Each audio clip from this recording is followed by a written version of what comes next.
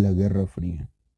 La Guerra Fría, que tuvo su inicio poco después de la Segunda Guerra Mundial en 1945 y la extinción de la Unión Soviética en 1991, es la designación atribuida al periodo histórico de disputas estratégicas y conflictos indirectos entre Estados Unidos y la Unión Soviética por la hegemonía política, económica y militar en el mundo.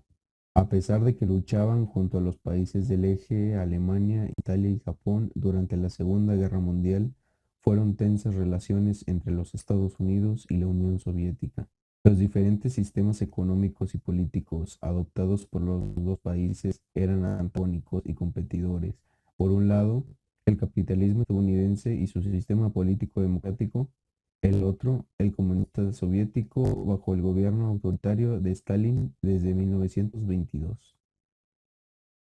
La Guerra Fría fue un largo y complejo periodo entre 1947 y 1991, que transformó la fisonomía de buena parte del planeta. Se trató de un conflicto global, de carácter económico, político, ideológico y cultural, entre los bloques económicos Estados Unidos y la URSS. Entre los vencedores de la Segunda Guerra Mundial emergieron dos potencias, Estados Unidos y la URSS, que iniciaron una etapa de hostilidad. Los primeros puntos de fricción fueron Irán y Grecia. Irán, país muy rico en petróleo, había sido ocupado, pero Estados Unidos forzó la retirada soviética. Grecia salió de la guerra en una situación de enfrentamiento civil entre los partisanos comunistas y los grupos monárquicos. La ayuda estadounidense inclinó a Grecia hacia el lado occidental. Aliados de Estados Unidos, OTAN, 1949. Los integrantes son Gran Bretaña, Francia, Bélgica, Luxemburgo, Holanda, Canadá, Dinamarca, Italia, Noruega, Grecia, Turquía, Alemania Occidental. Aliados de la URSS, Pacto de Varsovia, 1955. Los integrantes son Polonia, Alemania Oriental, Albania, Bulgaria, Checoslovaquia, Hungría y Rumania. Causas. Las razones de esta guerra fueron ideológicas y políticas. La Unión Soviética financió y respaldó revoluciones, guerrillas y gobiernos socialistas, mientras que Estados Unidos dio abierto apoyo y causó golpes de Estado para establecer dictaduras en la línea del terrorismo de Estado, sobre todo en América Latina y África. En ambos casos los derechos humanos se vieron seriamente violados. Estos enfrentamientos no llegaron a crear una guerra mundial. La gravedad de los conflictos políticos e ideológicos marcaron una gran parte de la historia de la segunda mitad del siglo XX. Las dos potencias deseaban implantar su modelo de gobierno en todo el planeta. Armas creadas en la Guerra Fría, Unión Soviética y Estados Unidos.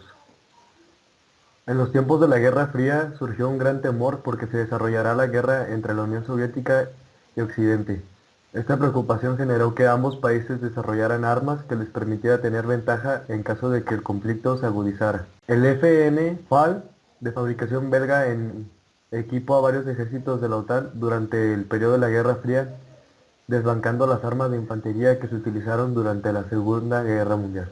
El AK-47, Kalashnikov, conocido como AK-47, es una de las armas preferidas desde Nicaragua hasta Vietnam por su capacidad de abastecimiento para 30 cartuchos. Muchos más soldados norteamericanos en combate dejaban de usar su fusil automático M16 para cambiarlo por AK-47 que recogían de sus enemigos muertos.